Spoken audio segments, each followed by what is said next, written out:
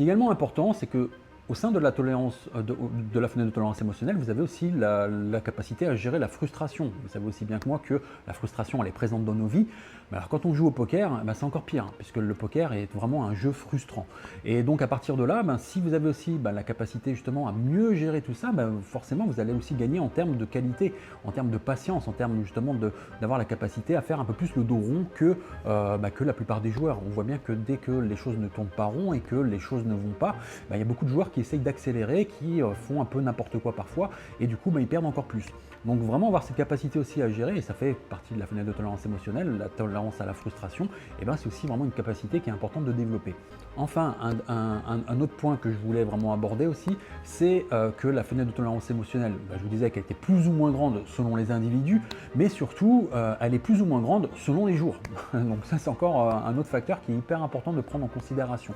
Ce que je veux dire par là, c'est que selon ce qui vous est arrivé les derniers jours, les dernières semaines ou même durant la journée, va faire que vous allez avoir des résidus émotionnels. Donc au poker par exemple, si vous êtes dans un bad run et que vous avez pris des bad beats et que ça fait longtemps que ça dure, le souci qu'il va y avoir, c'est que tout simplement,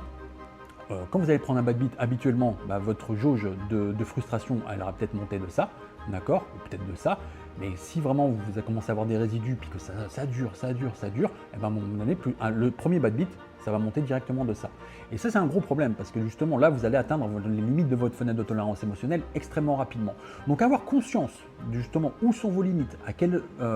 niveau, justement, de frustration vous êtes actuellement, etc., va vous permettre, justement,